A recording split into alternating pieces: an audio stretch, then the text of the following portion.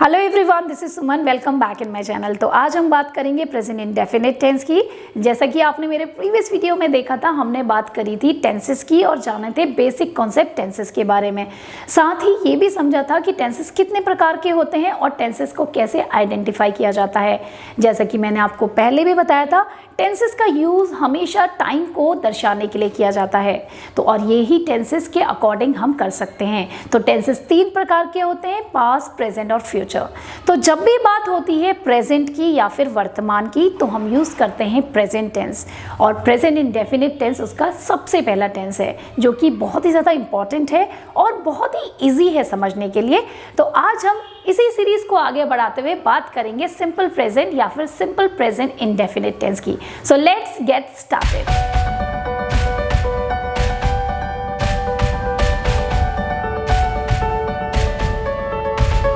तो जब भी बात होती है प्रेजेंट इंडेफिनिट टेंस की, इसका मतलब है कोई भी ऐसा काम जो इन जनरल होता है या फिर कोई ऐसा काम जो कि परमानेंट है।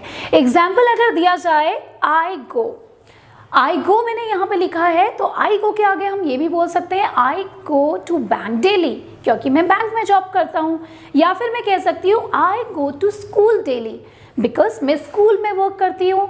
तो ये इसका मतलब है कि मैं कोई ऐसा काम जो परमानेंट बेसिस में करती हूँ, वो एग्जाम्पल हो गया प्रेजेंट इंडेफिनिट टेंस का। अगर बोला जाए I work in a bank, तो वो भी एक एग्जाम्पल है, क्योंकि मेरी एक परमानेंट जॉब है जो मैं बैंक में करती हूँ। तो ये एक काम है जिसे मैं डेली और रेगुलर बेसिस में करती हूँ। तो ये एग्जाम्पल हो गया प्रेजेंट इंडेफिनिट टेंस का।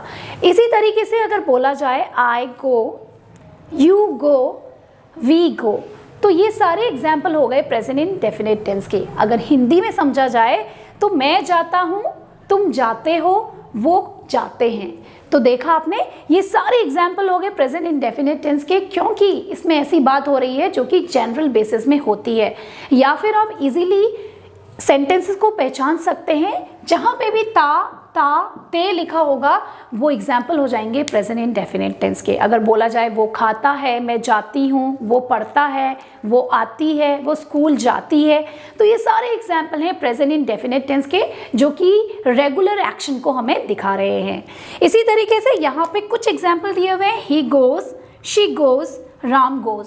तो इनका भी वही मतलब है कि ये प्रेजेंट के किसी काम को दर्शा रहे हैं। देखा, कोई भी ऐसा काम जो कि रेगुलर बेसिस पे हो रहा है या इन जनरल होता है, तो वो सारे होते हैं प्रेजेंट इंडेफिनिट टेंस के एग्जाम्पल।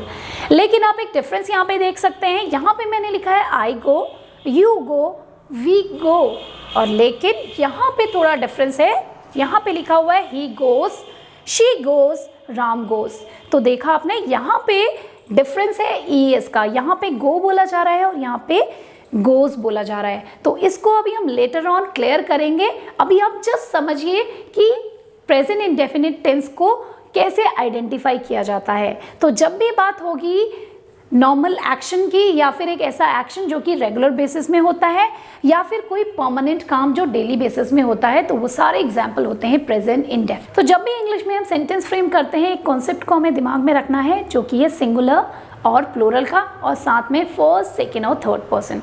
तो फर्स्ट पर्सन मतलब आई। अगर मैं बोलूँ मैं खाती हूँ, तो मैं एक फर्स्ट पर्सन हूँ और सिंगुलर फॉर्म हूँ। सिंगुलर से आप समझ सकते हैं मतलब सिंगल। अगर ज़्यादा लोग की बात होती है, एक से ज़्यादा लोग हैं, तो वो एग्जाम्पल हो जाते हैं प्लूरल के। तो इसी तरीके से अगर आई बोला जाएगा तो वो हो जाएगा फर्स्ट पर्सन सिंगुलर नंबर। लेकिन अगर मैं बोलती हूँ वी आर ईटिंग या फिर वी ईट फूड, तो यहाँ पे वी जो होगा रहेगा तो फर्स्ट पर्सन, लेकिन वो हो जाएगी प्लूरल फॉर्म। इसी तरीके से सेकेंड पर्सन अगर हम बात करते हैं, यानी कि यू, मैं तुमसे बात कर रही हूँ, तो तुम हो जाओगे सेकेंड पर्सन। तो यहाँ पे ये एग्जाम्पल हो जाएगा सेकेंड पर्सन सिंगुलर नाउन। लेकिन अगर मैं बहुत ज़्यादा लोगों से बात करती हूँ, या फिर मैं बोलती हूँ तुम लोग खाना खाते हो, तो इसका मतलब है मैं ज़्यादा लोगों की बात कर रही हूँ। वहाँ पे यू ही यूज़ होगा, लेकिन उसे हम समझेंगे सेकेंड पर्सन प्लूरल फॉर्म। इसी तरीके से जब हम बात करते हैं थर्ड पर्सन की, इसका मतलब है हम किसी तीसरे बंदे की बात कर रहे हैं, लाइक ही, शी, इट, या फिर कोई भी नाउन, कोई भी प्रोनाउन, वो एग्जाम्पल हो जाएंगे हमारे थर्ड पर्सन सिंगुलर फॉर्म के। इसी तरीके से अगर बोला जाए द बॉयज़, द गर्ल्स, या फिर मैं बोलूँ दे, तो वो हो जाएंगे थर्ड पर्सन प्लूरल फॉर्म। तो इसी तरीके से जब भी हम सेंटेंस फ्रेम करते हैं तो हमें ध्यान में रखना होता है कि अगर हम फर्स्ट पर्सन की बात कर रहे हैं, सेकंड पर्सन की बात कर रहे हैं या फिर हम थर्ड पर्सन सिंगुलर नंबर की बात कर रहे हैं, इसे भी जब हम सेंटेंस फ्रेमिंग करेंगे इसे अच्छे से समझेंगे। अभी अब यहाँ पे समझना होगा हेल्पिंग वर्ब्स। सो सेंटेंस फ्रेम करने के लिए कुछ ऐसी वर्ब्स होती हैं जिनके हेल्प से हम सेंटेंस फ्रेम कर पाते हैं। तो प्रेजेंट इंडेफिनिट टेंस की जो हेल्पिंग वर्ब होती है वो होती है डज और डू। का यूज हमेशा किया जाता है थर्ड पर्सन सिंगुलर नंबर के साथ। थर्ड पर्सन सिंगुलर नंबर जैसे कि आप यहाँ पे देख सकते हैं, ही, शी, इट, कोई भी नाम या फिर कोई भी नाउन प्रोनाउन के लिए हम बोलेंगे थर्ड पर्सन सिंगुलर नंबर है, और इसी के साथ हमेशा हमारा लगेगा डज। इसी तरीके से जब मैं बात करती हूँ कोई भी दूसरे सब्जेक्ट की, या मैं बात करूँ we, you, they, the boys, the girls, इसका मतलब है प्लूरल फॉर्म की बात हो रही है या फिर फर्स्ट पर्सन या सेकंड पर्सन की बात हो रही है, तो वहाँ पे हमेशा लगेगा डू। तो ये हेल्पिंग वर्ब्स हमें दिमाग में रखनी है जब भी हम सेंटेंस फ्रेम करेंगे। प्रेजेंट इंडेफिनिट टेंस के सेंटेंस फ्रेमिंग की तो हमें कुछ कॉन्सेप्ट दिमाग में रखने होते हैं। जैसे कि एग्जाम्पल के लिए मैं बोलूँ, कभी भी कोई सेंटेंस हमें बिल्कुल सिंपल दिखे, सिंपल दिखे मतलब ये हो गया कि सेंटेंस में ना ही कोई नॉट शब्द आए, ना ही उस पर कोई प्रश्न पूछा जाए, तो वो हो जाएगा हमारा सिंपल सेंटेंस। और इसी सिंपल सेंटेंस को हम बोलते हैं एफर्मेटिव सेंटेंस। वो सारे सेंटेंसेस जिसमें कोई नेगेटिव वर्ड भी ना आए और कोई क्वेश्चन भी ना पूछा जाए। तो उस सेंटेंस को फ्रेम करने के लिए हमें इस स्ट्रक्चर को दिमाग में रखना होगा, जो कि है सब्जेक्ट, उसके बाद वर्ब, और वर्ब के साथ लगेगा एस और ईएस फॉर्म अगर हमारा subject third person singular number है, और लास्ट में हमारा आ जाएगा ऑब्जेक्ट।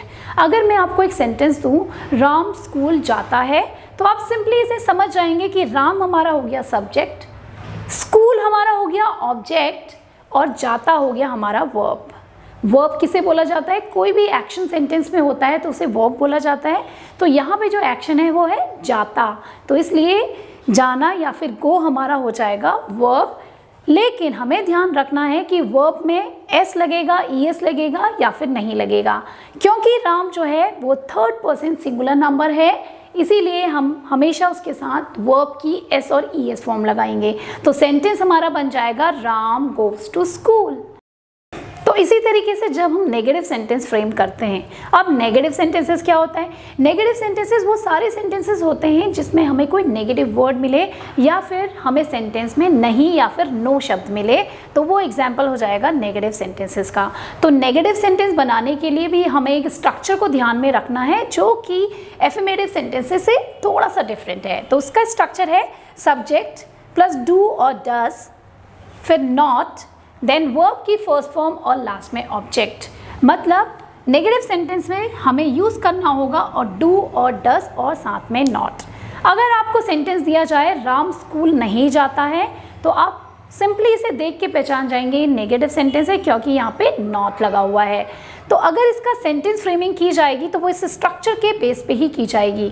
अगर बोला जाए सब्जेक्ट तो राम यहाँ पे है सब्जेक्ट, और अगर बोला जाए वर्ब तो जाना यहाँ पे हो गया हमारा वर्ब, और कहाँ मतलब ऑब्जेक्ट हो गया स्कूल। तो सेंटेंस बन जाएगा राम डज और डू, साथ में लगेगा नॉट, फिर लगेगा वर्ब दैट इज गो, और लास्ट में लगेगा स्कूल ऑब्जेक्ट। तो यहाँ पे अब हमें डिसाइड करना है कि डू का यूज़ कब होगा और डज का यूज़ कब होगा। अभी थोड़ी देर पहले हमने समझा था कि डज का यूज़ हमेशा थर्ड पर्सन सिंगुलर नंबर के साथ किया जाता है, और डू का यूज़ हमेशा ऑल जो भी सब्जेक्ट्स होते हैं उनके लिए किया जाता है। क्योंकि हम बात कर रहे हैं राम की, तो राम हमारा थर्ड पर्सन सिंगुलर नंबर है, तो यहाँ पे यूज़ होगा डज। अब सेंटेंस बन जाएगा Ram does not go to school. तो ये सिंपल नेगेटिव सेंटेंस बन गया प्रेजेंट इंडेफिनिट टेंस का। इसी तरीके से अगर बात की जाए इंटेरोगेटिव सेंटेंसेस, अब इंटेरोगेटिव सेंटेंसेस क्या है? इंटेरोगेटिव सेंटेंसेस वो सारे सेंटेंसेस जिनमें कोई प्रश्न पूछा जाए, जिनमें कोई क्वेश्चन किया जाए, तो वो एग्जाम्पल हो जाते हैं हमारे इंटेरोगेटिव सेंटेंसेस के। अगर मुझे बोला जाए क्या राम स्कूल जाता है, तो सेंटेंस को देख के हम बता देंगे, क्योंकि इसमें क्या है तो हमें पता चल गया इसमें कोई क्वेश्चन पूछा जा रहा है, इसका मतलब है ये इंटेरोगेटिव सेंटेंस है। तो सेंटेंस अगेन फ्रेम करने के लिए इंटेरोगेटिव फॉर्म में हमें ध्यान रखना है कि स्ट्रक्चर जो कि है डू डज प्लस वर्ब की फर्स्ट फॉर्म और साथ में ऑब्जेक्ट। मतलब सेंटेंस फ्रेम के लिए हमें यहाँ पे डू और डस का यूज़ करना है। जैसा कि आपको मैंने पहले भी बता दिया है कि डू का यूज़ कब किया जाएगा, डस का यूज़ किया कब जाएगा। तो अगर सेंटेंस बोला जाता है क्या राम स्कूल जाता है, तो यहाँ पे आप सिंपली देखेंगे सब्जेक्ट जो है वो थर्ड पर्सन सिंगुलर नंबर है, तो यहाँ पे लग जाएगा डस, और हमें पता है राम इज़ अ सब्जेक्ट, तो फिर बनेगा हमारा सब्जेक्ट, तो सेंटेंस बन जाएगा डस राम गो टू स्कूल। ये एक सिंपल इंटेरोगेटिव सेंटेंस हो गया प्रेजेंट इंडेफिनिट टेंस का। तो कोई भी सेंटेंस फ्रेम करने के लिए इन छोटे छोटे स्ट्रक्चर को ध्यान में रखना बहुत ज़्यादा ज़रूरी है। अब इस छोटी सी टेबल से हम समझेंगे कि कैसे हम पॉजिटिव, नेगेटिव और क्वेश्चन सेंटेंसेस को फ्रेम कर सकते हैं प्रेजेंट इंडेफिनिट टेंस में। तो एक सिंपल एग्जांपल यहाँ पे लिखा हुआ है आई, यू, वी, दे, प्ले। मतलब जब भी हम बात करेंगे आई तो हम बोलेंगे I play, you play, we play, they play. ये सब यहाँ पे है सब्जेक्ट और ये प्ले है यहाँ पे वर्ब। तो सिंपल सेंटेंस बन जाएगा सब्जेक्ट और वर्ब को मिला के। लेकिन अगर हम बात कर रहे हैं ही, शी, इट जो कि है थर्ड पर्सन सिंगुलर नंबर, तो वहाँ पे हमारी वर्ब के साथ आ जाएगा एस, जो कि अभी हमने पढ़ा था। इसलिए यहाँ पे हो जाएगा he plays, she plays, it plays, या फिर राम प्लेस, सीता प्लेस। तो यहाँ पे प्ले और प्लेस में यही डिफरेंस है। जब भी हम सेंटेंस में देखें थर्ड पर्सन सिंगुलर नंबर है या फिर हम देखें ही, शी, इट या फिर कोई भी नाउन है, तो हम वर्ब के साथ एस और ईएस फॉर्म लगा देंगे। इसी तरीके से अगर बात की जाए नेगेटिव सेंटेंसेस की, ऐसे सेंटेंस जिसमें हमें नॉट दिया हुआ है या फिर कोई नेगेटिव वर्ड दिया हुआ है, तो वहाँ पे हम यूज़ करते हैं डू और डस। तो सिंपल अगर सेंटेंस में समझा जाए आई, तो आई के साथ हमेशा लगेगा do not, you do not play, we do not play, they do not play. लेकिन इसी तरीके से अगर बात की जाए थर्ड पर्सन सिंगुलर नंबर की, जो कि होते हैं ही does not play, she does not play, it does not play.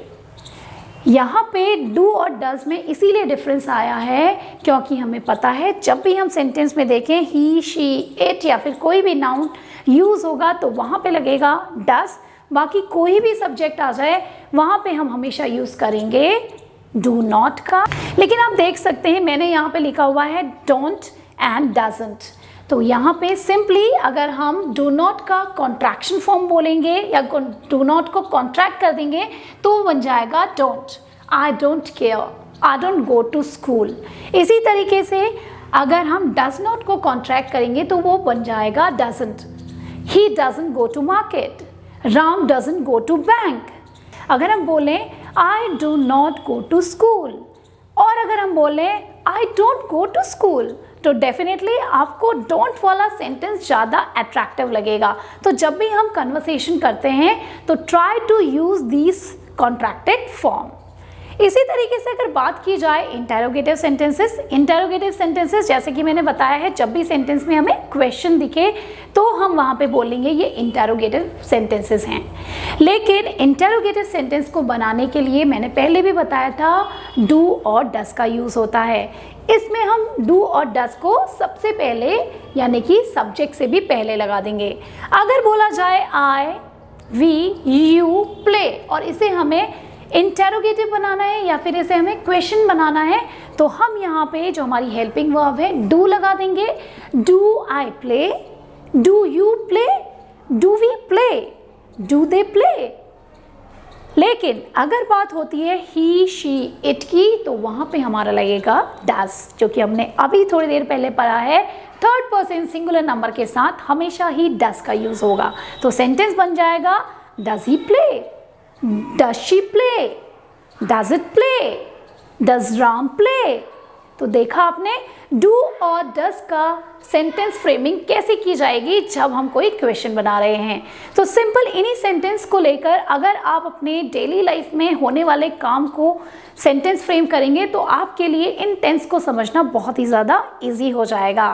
तो आप आगे समझते हैं कि हम कैसे और सेंटेंसेस को फ्रेम कर सकते हैं। हमने देखा कि कैसे हम सिंपल सेंटेंस फ्रेम कर सकते हैं, कैसे नेगेटिव सेंटेंस को फ्रेम किया जाता है और कैसे क्वेश्चन या फिर इंटेरोगेटिव सेंटेंसेस को फ्रेम किया जाता है। लेकिन जब भी हम बात करते हैं इंटेरोगेटिव सेंटेंस की, तो सिर्फ डू और डज से हम क्वेश्चन नहीं बना सकते हैं। कभी कभी कुछ ऐसी सिचुएशंस होती हैं कि हमें यूज़ करना पड़ता है WH फैमिली का। WH फैमिली यहाँ पे क्या है? WH फैमिली हो गया कोई भी ऐसा शब्द जिससे हमें पता चलता है कि प्रश्न पूछा जा रहा है। कहीं पे भी अगर हम देखें who, what, when, how, why, how much, how many, how often word का यूज़ हुआ है, तो ये सारे एग्जाम्पल हो गए WH फैमिली के या फिर क्वेश्चन फैमिली के। तो कभी कभी कुछ सेंटेंस ऐसे होते हैं जिसमें सिर्फ डू या डज लगा के सेंटेंस को नहीं फ्रेम किया जा सकता, तो वहाँ पे हमें ज़रूरत पड़ती है इन्हीं WH फैमिली की। ऐसे सेंटेंसेस जहाँ पे डू और डज से सेंटेंस फ्रेम नहीं हो पा रहा है, तो वहाँ पे हम स्ट्रक्चर को थोड़ा सा चेंज कर देंगे और हम यूज़ करेंगे WH फैमिली। उसके बाद लगेगा डू और डज, साथ में लगेगा वर्ब और लास्ट में लगेगा ऑब्जेक्ट। मतलब स्ट्रक्चर एकदम सेम है जैसा कि इंटेरोगेटिव सेंटेंसेस में था, लेकिन यहाँ पे सिर्फ एक WH फैमिली का यूज़ किया जाएगा। तो अगर एग्जाम्पल के लिए बोला जाए क्या राम स्कूल जाता है, तो आंसर बनेगा हाँ राम स्कूल जाता है या फिर नहीं राम स्कूल नहीं जाता है। मतलब आंसर हमारा सिर्फ येस और नो में बन रहा है। तो हमने सिर्फ यूज़ करा यहाँ पे does he go to school या फिर does he go to market. तो सिर्फ डज और डू का यूज़ हुआ क्योंकि आंसर सिर्फ येस और नो से बन सकता है। Yes he go to market, no he does not go to market. लेकिन कुछ ऐसे सेंटेंस होते हैं जिसमें सिर्फ येस और नो से आंसर नहीं दिया जा सकता है, तो सारे ऐसे सेंटेंसेस के साथ हमें यूज़ करनी पड़ती है WH फैमिली। एग्जाम्पल में अगर बोला जाए वेयर डू यू वर्क, तो वेयर डू यू वर्क का आंसर जो है सिर्फ येस और नो में नहीं बन सकता है, इसलिए हम यहाँ पे यूज़ करेंगे WH फैमिली, जहाँ पे हम यूज़ कर सकते हैं वेयर डू यू वर्क। तो वो हमें बताएगा कि मैं बैंक में काम करता हूँ, मैं स्कूल में काम करता हूँ या फिर कहीं भी वो काम करता है, तो ही विल से या she will say that I work in a bank. सिर्फ येस और नो से आंसर नहीं दिया जा सकता है, इसलिए यहाँ पे हमने यूज़ किया है WH फैमिली का। इसी तरीके से एग्जाम्पल के लिए अगर बोला जाए हाउ डज इट वर्क, ये कैसे काम करता है, तो इसका आंसर भी हाँ या ना में नहीं दिया जा सकता है, लेकिन इसीलिए यहाँ पे यूज़ हुआ है हाउ। अगर इसी सेंटेंस को बोला जाए डज इट वर्क, तो इसका मतलब यहाँ पे WH फैमिली का यूज़ नहीं हुआ क्योंकि आंसर सिर्फ हाँ या ना में दिया जा सकता है, येस इट वर्क्स या इट डज नॉट वर्क। तो देखा आपने कि WH फैमिली का यूज़ कैसे किया जाएगा जब हम सिंपल प्रेजेंट टेंस के इंटेरोगेटिव सेंटेंसेस बनाएंगे। अब हम बात करेंगे सिंपल सेंटेंस की, जहाँ पे हम वर्ब की स्पेलिंग चेंज करते हैं। कुछ सेंटेंसेस ऐसे होते हैं जिसमें हमें वर्ब की स्पेलिंग को चेंज करना होता है, लेकिन जब भी हम बात करेंगे ही शी इट की, तभी हमारी स्पेलिंग चेंज होगी। क्योंकि एग्जाम्पल से आप समझ सकते हैं, अगर मैं बोलूँ आई गो, तो गो की तरह ही रहा, लेकिन अगर मैं बोलूँ ही गोस, तो यहाँ पे गो चेंज हो गया, स्पेलिंग में ES यहाँ पे आ गया और ये हो गया गोस। इसी तरीके से अब हम समझेंगे कि स्पेलिंग को हम कैसे चेंज करते हैं। सो फर्स्ट अगर मैं आपको बोलूँ मोस्ट ऑफ द वर्ब्स जो होती हैं उनके आगे हम सिर्फ S लगाकर वर्ब की फॉर्म को चेंज किया जा सकता है। जैसे अगर बोला जाए एग्जाम्पल के लिए स्लीप, तो स्लीप के पीछे सिर्फ S लग जाएगा और बन जाएगा स्लीप्स। इसी तरीके से अगर मैं बोलूँ कुक, तो कुक के पीछे नॉर्मल S लगकर चेंज हो जाएगा कुक्स। इसी तरीके से अगर बोला जाए डांस, तो हमें उसे चेंज कर सकते हैं S लगाकर और वो हो जाएगा डांसेस। इसी तरीके से अगर हम बात करते हैं कोई ऐसी वर्ब जो एंड होती है S, SH, CH या फिर X से, तो उनके पीछे हम ऐड करते हैं ES। एग्जाम्पल के लिए किस यहाँ पे लिखा हुआ है, तो हमें पता है ये जो वर्ब है वो S में चेंज हो रही है या फिर इसके एंड में S आ रहा है, तो ये चेंज हो जाएगी ES में, किसेस। PUSH हमने देखा इसमें SH है, तो इसके पीछे लग जाएगा ES, पुशेस। इस तरीके से टीच में आप देख सकते हैं CH है, तो स्पेलिंग चेंज हो जाएगी टीचेस, ES लग जाएगा। अगर मैं बात करूं फिक्स की तो यहाँ पे हो जाएगा FIXES, फिक्सेस। इसी तरीके से अगर बात होती है ऐसे वर्ब्स की जहाँ पे कॉन्सोनेंट के बाद Y आता है तो वो चेंज हो जाते हैं IES में। एग्जाम्पल के लिए अगर मैं बोलूँ स्टडी, D यहाँ पे है कॉन्सोनेंट और Y साथ में लगा हुआ है तो ये हो जाएगा स्टडीज़। अगर मैं बोलूँ फ्लाई तो फ्लाई की स्पेलिंग चेंज हो जाएगी फ्लाइज में। इसी के साथ में कुछ और भी ऐसे एग्जाम्पल हैं जहाँ पे हम सेंटेंस में वर्ब को चेंज करते हैं। Like verb ending in vowel Y, मतलब कोई भी ऐसा वर्ड है जहाँ पे वॉवल आ रहा है और वॉवल के साथ में Y है तो जो हमारा वर्ब है वो चेंज हो जाएगी S से, मतलब जो स्पेलिंग होगी उसमें S हम सिंपली लगा देंगे।